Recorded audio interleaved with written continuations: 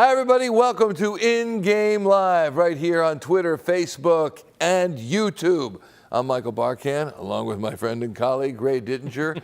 And we have watched the Eagles score 13 straight points to get back into this game, Ray. My goodness, it was 21-9, and all of a sudden, at halftime, 21-16, and there is some hope. But, Ray, we heard the statistic for Sean McVay as the teams left the field at half. That doesn't bode well. But what did you make of this first half? Well, Eagles defense just got shredded here. I gotta give a lot of credit to Sean McVay. I mean, he has called a masterful game to this point. I mean, his balance between the run and the pass has the Eagles defense completely flummoxed through this first half. The first three possessions were just right out of the textbook. And we said in the pregame show that this is a different kind of Ram offense this year. I mean, they're going back to a real balanced attack where they're going to run the ball and they're going to throw the ball and they're going to work the pass off of the run. And you're seeing that in this game so far. Mike, where the Rams have really gotten control of this game, at least initially, was with their tremendous success on not third down, but first down. On first down, they had their first 16 first down plays. They were equally distributed, 8 runs, 8 passes. So the Eagles couldn't key in on anything, and they averaged 9.2 yards on each of those first down plays. So what that did was they never got to a third and long. The only couple third downs they got were 3rd and 2, 3rd and 3. They were 3rd and makeable. Now, the last possession, the Rams got forced into their first long third down, 3rd and 9, and you saw that's where Brandon Graham came through and got the sack. So maybe the Eagles are balancing the scales a little bit right now, but up to this point, Sean McVay's done a great job calling plays and have had the Eagles defense completely off balance. He sure has. And one of the things you talked about in our pregame program on NBC Sports Philadelphia was Brown out. Watch out for Malcolm Brown. And he's been tough. 6 carries for 31 yards. He's got passing yards as well. So he's hurt them. And then, of course, there was the quarterback, Jared Goff, who went number 1 to Carson Wentz's number 2 in the 2016 draft. And Goff at one point was 12 for 12. He's at the half 13 of 14 for 158 yards, for goodness sakes.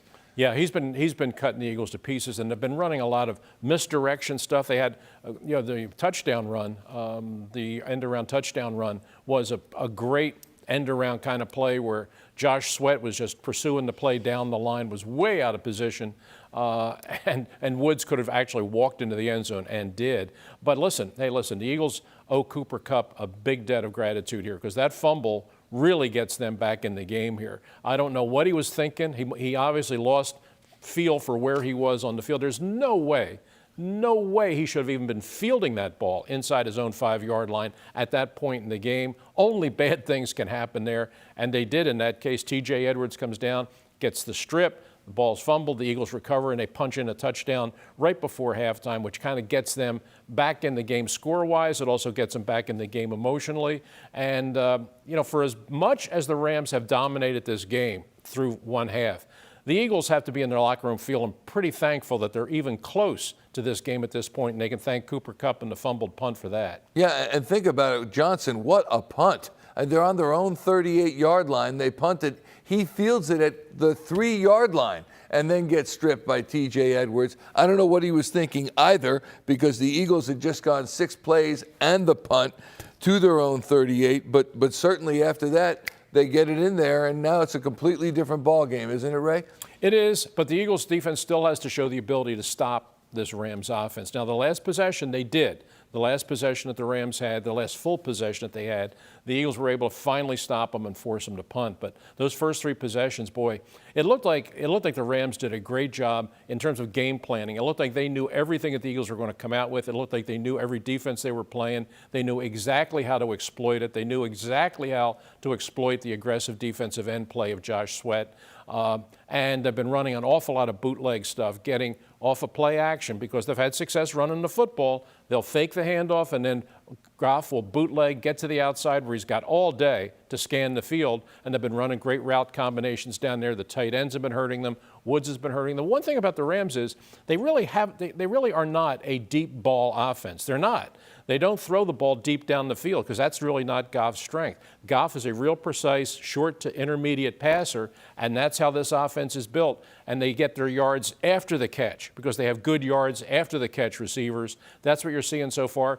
Offensively, at least, Sean McVay's got to be very happy with his offense because it's functioning exactly the way he draws it up on the blackboard. When you look at this Rams team and stack it up to this Eagles team, they shouldn't be that much better than the Eagles, should they? They eked it out over Dallas and opening their new stadium last weekend, and now you've got a 5-point lead by the Rams, 5-point deficit by the Eagles. They should be able to play with this team, shouldn't they? They should, and because the Eagles, I mean, they did a million things wrong in Washington. We all know that. There's no point in revisiting that. But the one thing you came out of the Washington game with was you said, well, you know, the defense really didn't play badly. The run defense was actually pretty good. And overall defense, they didn't lose that game really on their defense. So you came into this game, you figured your defense will keep you in this one if you can stop the run and really force Goff to throw.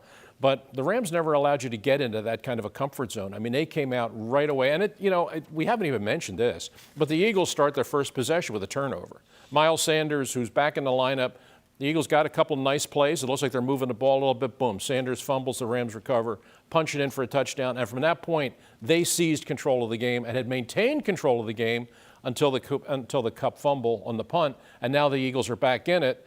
And we'll see what plays out in the second half. I think that the Eagles can move the ball against the Rams. They really have, and they've done a pretty good job on Aaron Donald to this point. And Nate Herbig, everybody was concerned about, has actually played pretty good through the first half of this game. And the Eagles have neutralized Aaron Donald to a fair degree. But I think that they can still, and we said this in pregame, I think the Eagles can still make a lot of plays throwing the ball to the tight ends because the Rams linebackers are not that good. And I think the matchup of Goddard and Ertz against the Rams linebackers is a place where the Eagles can go with success. They've already had some success doing that. I think they have to continue doing that and run the ball with Sanders. They're back in the game now. Cooper Kupp has helped them get back in the game, but the Eagles have to not keep forcing the ball down the field trying for the deep ball, but just keep working in the middle of the field, and I think they can have success there. But the key really is going to be, can the defense finally kind of slow down this Rams offense? Because right now it looks like they have the upper hand. There was a little bit of buzz pregame when the 53rd overall pick in the draft, Jalen Hurts, became the number 2 quarterback as Nate Sudfeld was deemed inactive. Hurts was in. We wondered whether we'd see him. He was in on 2 plays on the Eagles' first touchdown drive. One was a 10-yard gain. He did not touch the ball. The other was a 2-yard gain on which Isaac Seumalo was banged up a little bit. That was +2. Will we see him more, and what do you think of his inclusion here in the game plan? Well, when they activated him and deactivated Sudfeld, you had to think that there were a few plays that were put in the offense with the specific idea of getting him on the field.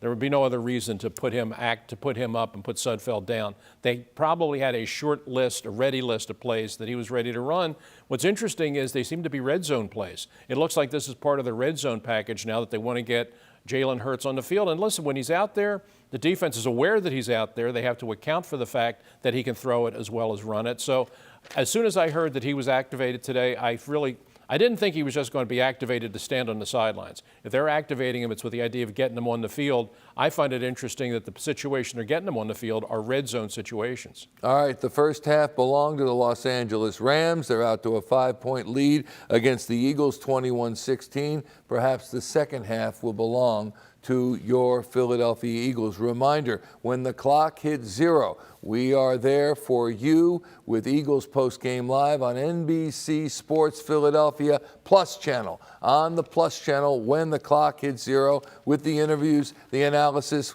by Ray Dittinger, by Seth Joyner, by Barrett Brooks, and of course we'll hear from Doug Peterson. All right, enjoy. We'll see you after the game.